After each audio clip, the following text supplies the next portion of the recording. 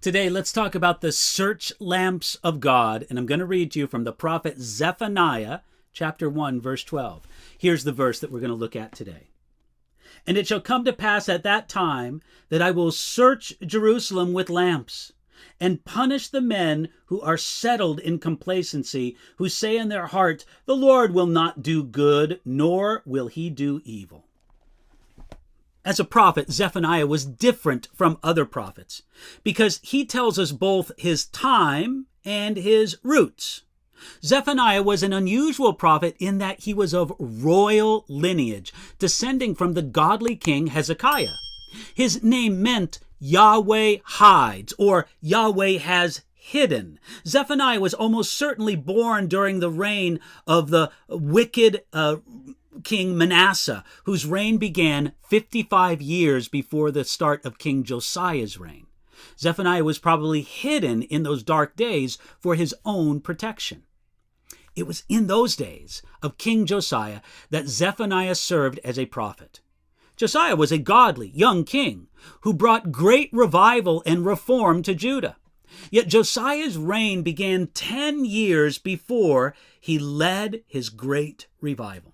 The prophecies of Zephaniah were likely given in the years before the revival, and God used this prophecy to bring and to further that great work of grace.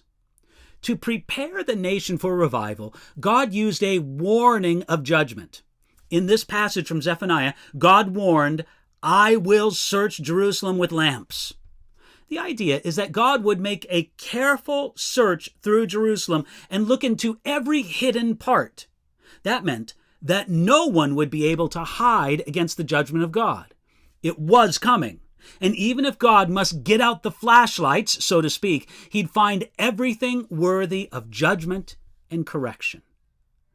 The picture reminds us of the story of the old pre-Christian Greek philosopher named Diogenes.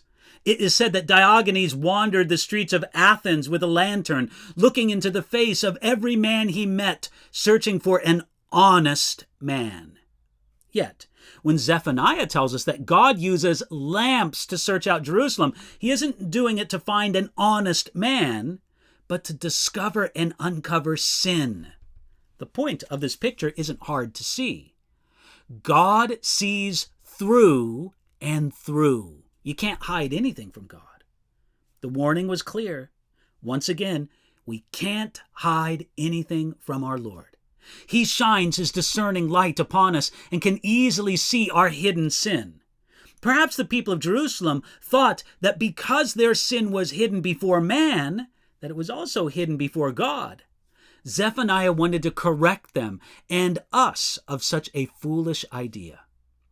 Once the sin was discovered, God told them what he would do next. He said that he would punish the men who are settled in complacency. The Lord promised judgment against those who felt that God was distant or detached from their lives and therefore had become complacent. We should carefully notice the words of the prophet. His complaint was against those who were settled in complacency. It wasn't though they went through an occasional complacent season, but that they had settled in that complacent place. This is what we must never do. Instead, we should allow the searching light of God's lamp to expose any complacency in us. Then Zephaniah quoted the words of the complacent heart. The Lord will not do good, nor will he do evil. Some people believe that God is like a great clockmaker who created the universe, wound it up, and then left it ticking without any intervention from him. They think that God is detached from this world and that if he is out there, well, he's silent and therefore irrelevant. Zephaniah wanted to search out this error and correct it, to let everyone know that God was active and that they should live in light of it. The bottom line is that those who believe there is no God, or that if he does exist, he has nothing to do with man, they are terribly and tragically wrong.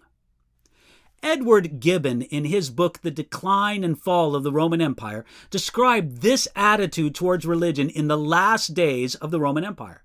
He talked about attitudes remarkably like our very own day. He said this, that the people regarded all religions as equally true, the philosophers regarded all religions as equally false, and the politicians regarded all religions as equally useful.